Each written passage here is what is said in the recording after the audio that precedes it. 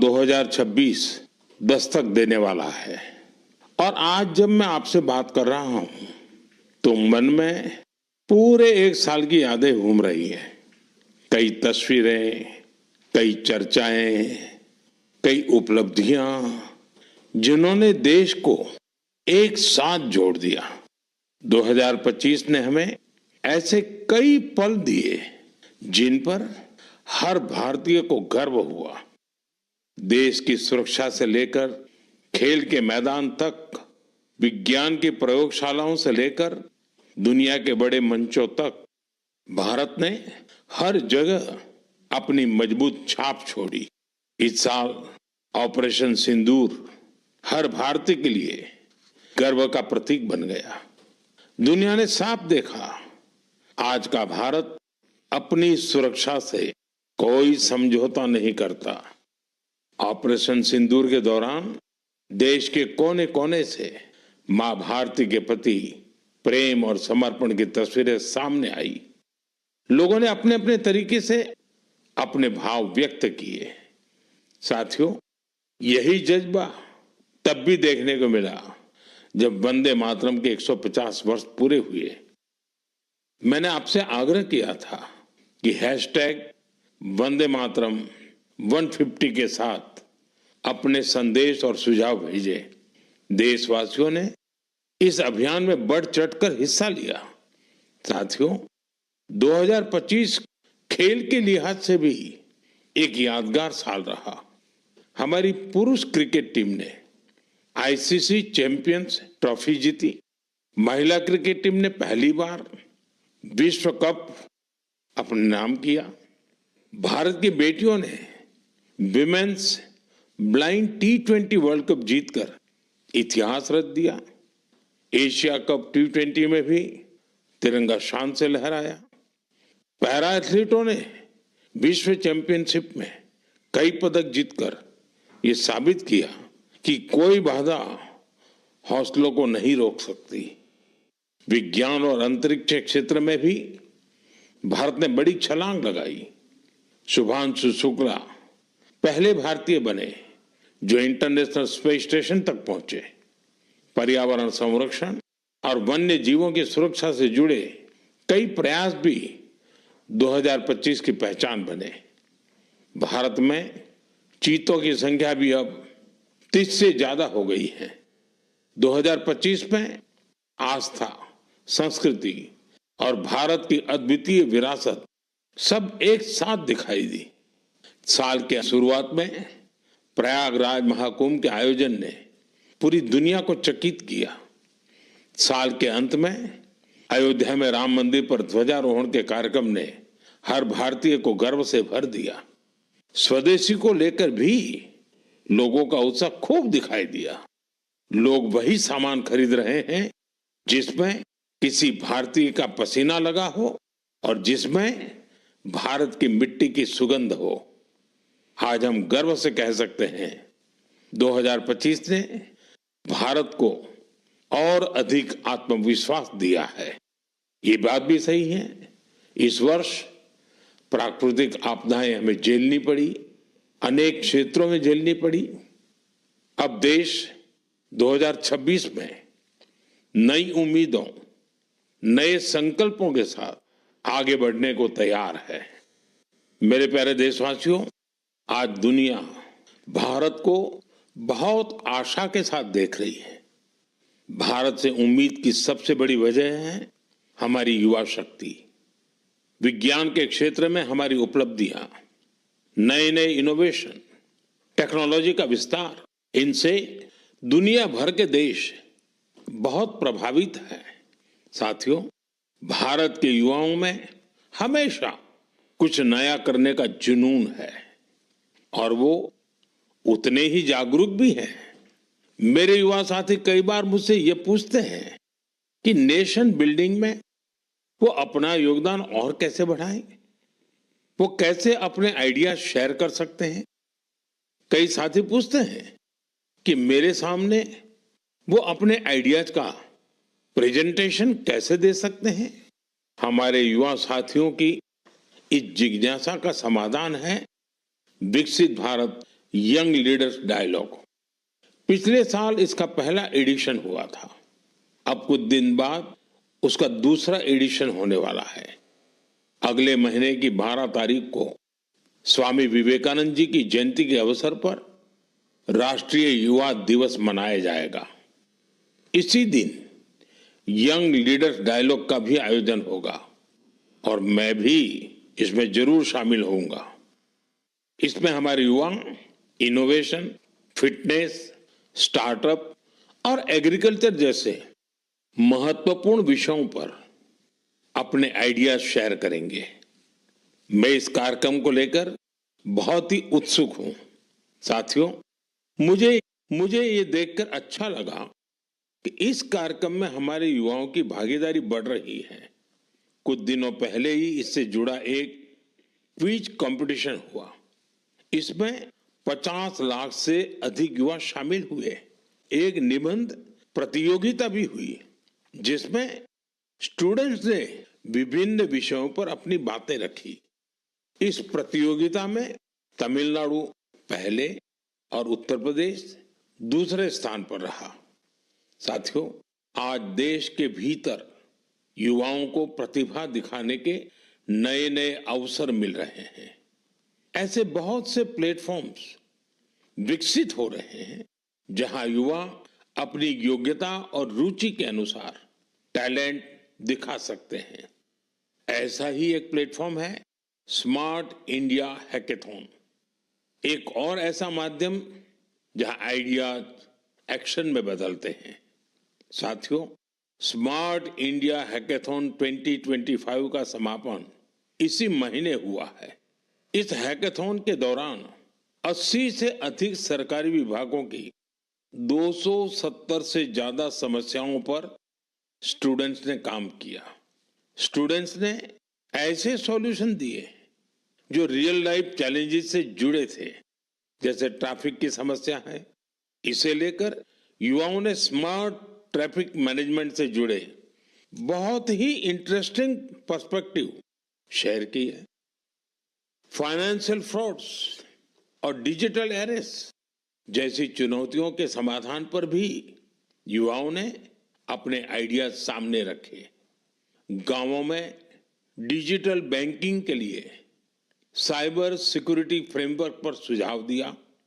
कई युवा agriculture sector की चुनौतियों के समाधान में जुटे रहे। साथियों, पिछले 7-8 साल में स्मार्ट इंडिया हैकेथॉन में 13 लाख से ज्यादा स्टूडेंट्स और 6,000 से ज्यादा इंस्टीट्यूट्स हिस्सा ले चुके हैं। युवाओं ने सैकड़ों प्रॉब्लम्स के सटीक सॉल्यूशंस भी दिए हैं। इस तरह के हैकेथॉन्स का आयोजन समय समय पर होता रहता है। मेरा अपने युवा साथियों से आग्रह है कि वे इन हैकेथॉन्स का हिस्सा जरूर बने। साथियों, आज का जीवन टेक ड्रिवन होता जा रहा है और जो परिवर्तन सदियों में आते थे, वो बदलाव हम कुछ वर्षों में होते देख रहे हैं। कई बार तो कुछ लोग चिंता जताते हैं कि रोबोट्स कहीं मनुष्य को ही ना रिप्लेस कर दें। ऐसे बदलते समय में ह्यूमन डेवलपमेंट के लिए अपनी जड़ों से जुड़े रहना बहुत जरूरी है। मुझे ये देखकर बहुत खुशी होती है कि हमारी अगली पीढ़ी अपनी संस्कृति की जड़ों को अच्छी तरह थाम रही है। नई सोच के साथ, नए तरीकों के साथ। साथियों, आपने इंडियन इंस्टीट्यूट ऑफ साइंस, उसका नाम तो जरूर सुना होगा। रिसर्च और इनोवेशन इस संस्थान की पहचान है। कुछ साल पहले वहां के कुछ छात्रों ने महसूस किया कि पढ़ाई और रिसर्च के बीच संगीत के लिए भी जगह होनी चाहिए। बस यहीं से एक छोटी सी म्यूजिक क्लास शुरू हुई। न बड़ा मंच, न कोई बड़ा बजट। धीरे धीरे ये पहल बढ़ती गई और आज इसे हम गीतांजलि IISC के नाम से जानते हैं। यह अब सिर्फ एक क्लास नहीं, कैंपस का सांस्कृतिक केंद्र है। यहाँ हिंदुस्तानी शास्त्रीय संगीत है, लोक परंपराएं हैं, शास्त्रीय विधाएं हैं, छात्र यहाँ साथ बैठकर रियाज करते हैं, प्रोफेसर साथ बैठते हैं, उनके परिवार भी जुड़ते हैं। आज 200 से ज्यादा लोग इससे जुड़े हैं और खास बात ये कि जो विदेश चले गए वो भी ऑनलाइन जुड़कर इस ग्रुप की डोर थामे हुए हैं। साथियों, अपनी जड़ों से जुड़े रहने के ये प्रयास सिर्फ भारत तक सीमित नहीं है। दुनिया के अलग अलग कोनों और वहां बसे भारतीय भी अपनी भूमिका निभा रहे हैं। एक और उदाहरण जो हमें देश से बाहर ले जाता है, ये जगह है दुबई। वहां रहने वाले कन्नड़ा परिवारों ने खुद से एक जरूरी सवाल पूछा। हमारे बच्चे टेक वर्ल्ड में आगे तो बढ़ रहे हैं, लेकिन कहीं वो अपनी भाषा से दूर तो नहीं हो रहे हैं। यहीं से जन्म हुआ कन्नड़ा पाठशाले का, एक ऐसा प्रयास जहां बच्चों को कन्नड़ा पढ़ना, सीखना, लिखना और बोलना सिखाया जाता है। आज इससे 1000 से ज्यादा बच्चे जुड़े हैं। वाकई कन्नड़ा नाडु नुडी नम्मा हेम्मे, कन्नड़ा की भूमि और भाषा हमारा गर्व है। साथियों, एक पुरानी कहावत है, जहां चाह वहां राह। इस कहावत को फिर से सच कर दिखाया है मणिपुर के एक युवा मोइरांगथेम सेठ जी ने। उनकी उम्र 40 साल से भी कम है। श्रीमान मोइरांगथेम जी मणिपुर के जिस दूर सुदूर क्षेत्र में रहते थे, वहां बिजली की बड़ी समस्या थी। इस चुनौती से निपटने के लिए उन्होंने लोकल सॉल्यूशन पर जोर दिया और उन्हें ये सॉल्यूशन मिला सोलर पावर में। हमारे मणिपुर में वैसे भी सोलर एनर्जी पैदा करना आसान है, तो मोइरांगथेम जी ने सोलर पैनल लगाने का अभियान चलाया और इस अभियान की वजह से आज उनके क्षेत्र के सैकड़ों घरों में सोलर पावर पहुंच गई है। खास बात यह है कि उन्होंने सोलर पावर का उपयोग हेल्थ केयर और आजीविका को बेहतर बनाने के लिए किया है। आज उनके प्रयासों से मणिपुर में कई हेल्थ सेंटर्स को भी सोलर पावर मिल रही है। उनके इस काम से मणिपुर की नारी शक्ति को भी बहुत लाभ मिला है। स्थानीय मछुआरों और कलाकारों को भी इससे मदद मिली है। साथियों, आज सरकार पीएम सूर्यघर मुफ्त बिजली योजना के तहत हर लाभार्थी परिवार को सोलर पैनल लगाने के लिए करीब करीब 75 से 80 हजार रुपए दे रही है। मोइरांगथेम जी के ये प्रयास यूं तो व्यक्तिगत प्रयास है, लेकिन सोलर पावर से जुड़े हर अभियान को नई गति दे रहे हैं। मैं मन की बात के माध्यम से उन्हें अपनी शुभकामनाएं देता हूं। मेरे प्यारे देशवासियों, आइए अब जरा हम जम्मू कश्मीर की तरफ चलते हैं।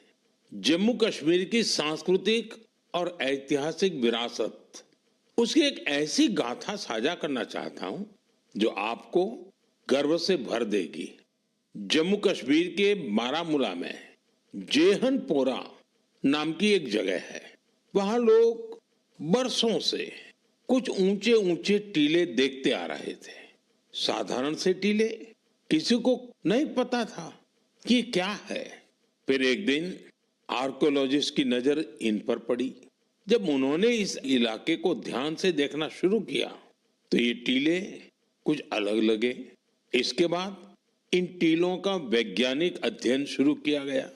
ड्रोन के जरिए ऊपर से तस्वीरें ली गई, जमीन की मैपिंग की गई और फिर कुछ हैरान करने वाली बातें सामने आने लगी। पता चला ये टीले प्राकृतिक नहीं है, ये इंसान द्वारा बनाई गई किसी बड़ी इमारत के अवशेष है। इसी दौरान एक और दिलचस्प कड़ी जुड़ी। कश्मीर से हजारों किलोमीटर दूर फ्रांस के एक म्यूजियम के आर्काइव्स में एक पुराना धुंधला सा चित्र मिला। बारामूला के उस चित्र में 3 बौद्ध स्तूप नजर आ रहे थे। यहीं से समय ने करवट ली और कश्मीर का एक गौरवशाली अतीत हमारे सामने आया। ये करीब 2000 साल पुराना इतिहास है। कश्मीर के जहनपोरा का ये बौद्ध परिसर हमें याद दिलाता है कश्मीर का अतीत क्या था, उसकी पहचान कितनी समृद्ध थी। मेरे प्यारे देशवासियों, अब मैं आपसे भारत से हजारों किलोमीटर दूर एक ऐसे प्रयास की बात करना चाहता हूं जो दिल को छू लेने वाला है। फिजी में भारतीय भाषा और संस्कृति के प्रसार के लिए एक सराहनीय पहल हो रही है। वहां की नई पीढ़ी को तमिल भाषा से जोड़ने के लिए कई स्तरों पर लगातार प्रयास किए जा रहे हैं।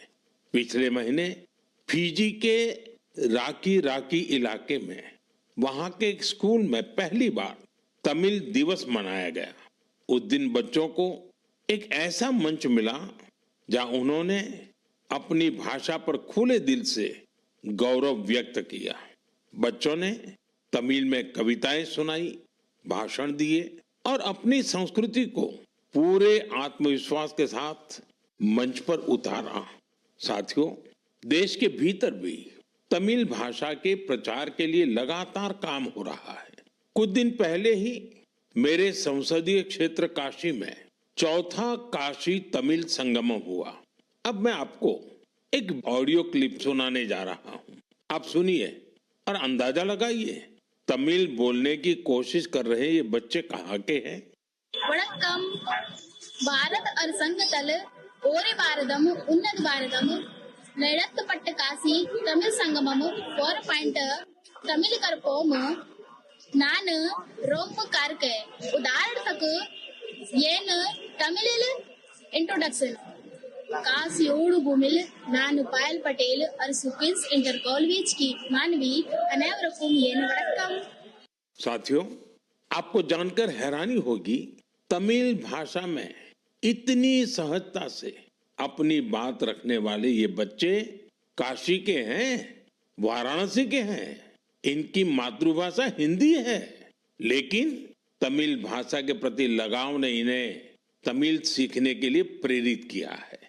इस साल वाराणसी में काशी तमिल संगमम के दौरान तमिल सीखने पर खास जोर दिया गया था। लर्न तमिल, तमिल कराकलम, इस थीम के तहत वाराणसी के 50 से ज्यादा स्कूलों में विशेष अभियान भी चलाए गए। इसी का नतीजा हमें इस ऑडियो क्लिप में सुनाई देता है। एन्न पेर वैष्णव नान निवेदिता शिक्षा सदन बालिका इंटर कॉलेज वाराणसी पढ़िक्किरेन। नान काशी तमिल कर्कलाम 4.0 ला तमिल भाषा पिक्कावुम इल्लुवम करेन। इंधा वयपुक्क पराधान नरेंद्र मोदी अवगलेगु नान नंटी सोलिगरेन। साथियों, तमिल भाषा दुनिया की सबसे प्राचीन भाषा है। तमिल साहित्य भी अत्यंत समृद्ध है। मैंने मन की बात में काशी तमिल संगमम में भाग लेने का आग्रह किया था। मुझे खुशी है कि आज देश के दूसरे हिस्सों में भी बच्चों और युवाओं के बीच तमिल भाषा को लेकर नया आकर्षण दिख रहा है। यही भाषा की ताकत है, यही भारत की एकता है। साथियों, अगले महीने हम देश का 77वां गणतंत्र दिवस मनाएंगे। जब भी ऐसे अवसर आते हैं तो हमारा मन स्वतंत्रता सेनानियों और संविधान निर्माताओं के प्रति कृतज्ञता के भाव से भर जाता है। हमारे देश ने आजादी पाने के लिए लंबा संघर्ष किया है। आजादी के आंदोलन में देश के हर हिस्से के लोगों ने अपना योगदान दिया है, लेकिन दुर्भाग्य से आजादी के अनेकों नायक नायिकाओं को वो सम्मान नहीं मिला जो उन्हें मिलना चाहिए था। ऐसी ही एक स्वतंत्रता सेनानी है ओडिशा की पार्वती गिरी जी। जनवरी 2026 में उनकी जन्म शताब्दी मनाई जाएगी। उन्होंने 16 वर्ष की आयु में भारत छोड़ो आंदोलन में हिस्सा लिया था। साथियों, आजादी के आंदोलन के बाद पार्वती गिरी जी ने अपना जीवन समाज सेवा और जनजातीय कल्याण को समर्पित कर दिया था। उन्होंने कई अनाथालयों की स्थापना की। उनका प्रेरक जीवन हर पीढ़ी का मार्गदर्शन करता रहेगा। मैं पार्वती गिरी जी को श्रद्धांजलि अर्पण करूँ छी। साथियों, ये हमारा दायित्व है कि हम अपनी विरासत को न भूलें। हम आजादी दिलाने वाले नायक नायिकाओं की महान गाथा को अगली पीढ़ी तक पहुंचाए। आपको याद होगा, जब हमारी आजादी के 75 वर्ष हुए थे, तब सरकार ने एक विशेष वेबसाइट तैयार की थी। इसमें एक विभाग अनसंग हीरोज को समर्पित किया गया था। आज भी आप इस वेबसाइट पर विजिट करके उन महान विभूतियों के बारे में जान सकते हैं, जिनकी देश को आजादी दिलाने में बहुत बड़ी भूमिका रही है। मेरे प्यारे देशवासियों, मन की बात के जरिए हमें समाज की भलाई से जुड़े महत्वपूर्ण विषयों पर चर्चा करने का एक बहुत अच्छा अवसर मिलता है।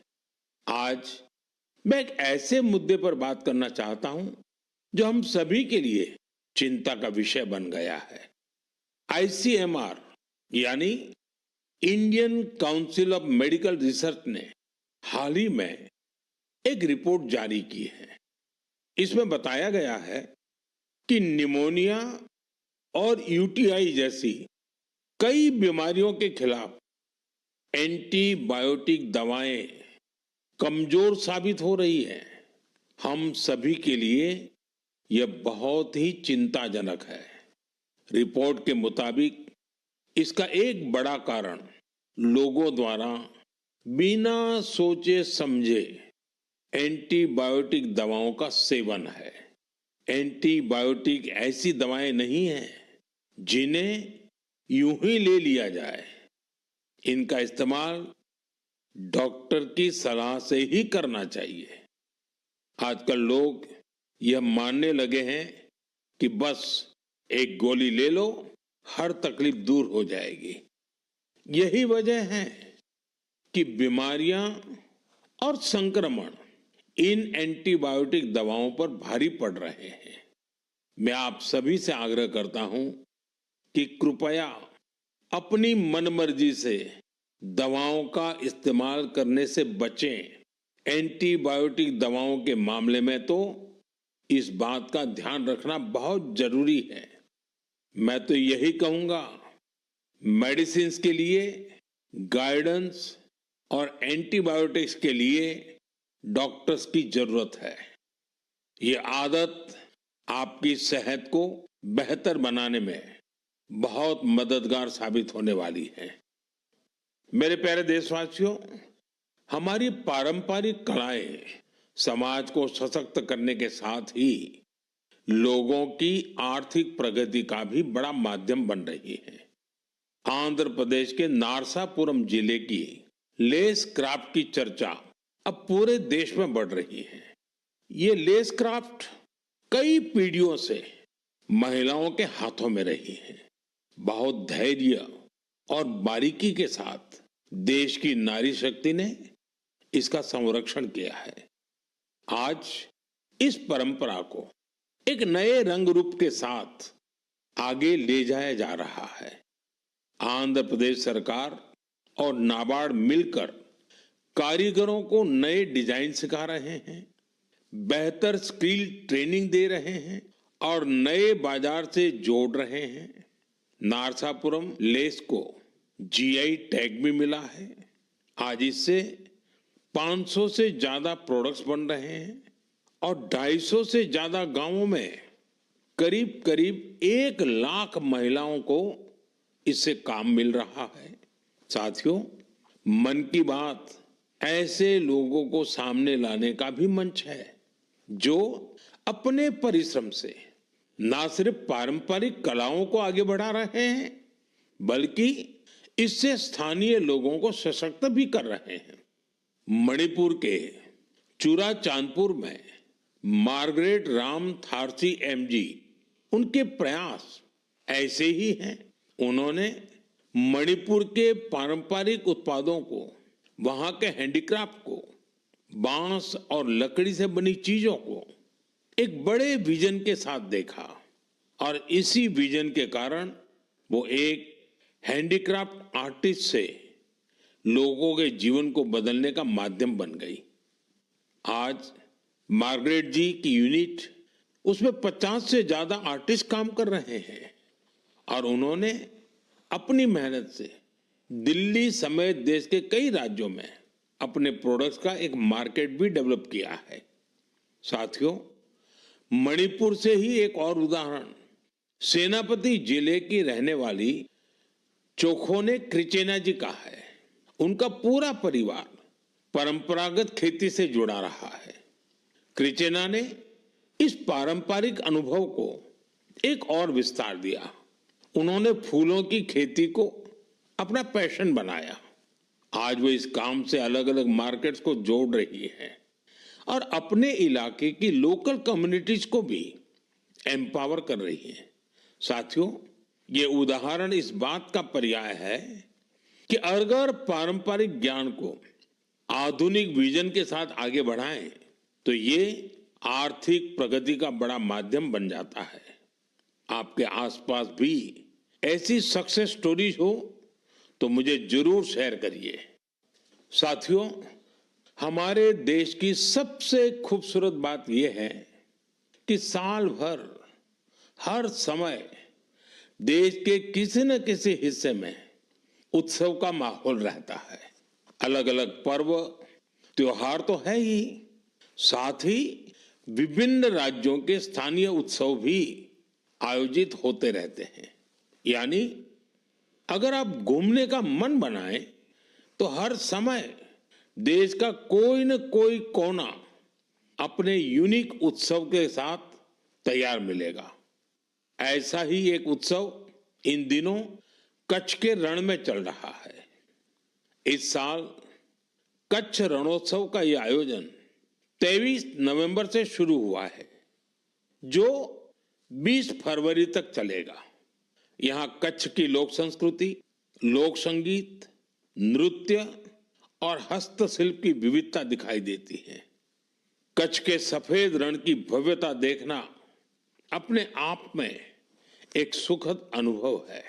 रात के समय जब सफेद रण के ऊपर चांदनी फैलती है, वहां का दृश्य अपने आप में मंत्र मुग्ध कर देने वाला होता है। रण उत्सव का टेंट सिटी बहुत लोकप्रिय है। मुझे जानकारी मिली है कि पिछले 1 महीने में अब तक 2 लाख से ज्यादा लोग रणोत्सव का हिस्सा बन चुके हैं और देश के कोने कोने से आए हैं, विदेश से भी लोग आए हैं। आपको जब भी अवसर मिले तो ऐसे उत्सवों में जरूर शामिल हो और भारत की विविधता का आनंद उठाएं। साथियों, 2025 में मन की बात का ये आखिरी एपिसोड है।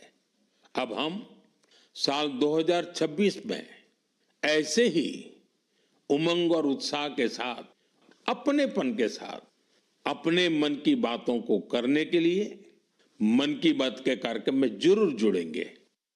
नई ऊर्जा, नए विषय और प्रेरणा से भर देने वाली देशवासियों की अनगिनत गाथाओं मन की बात में हम सबको जोड़ती हैं।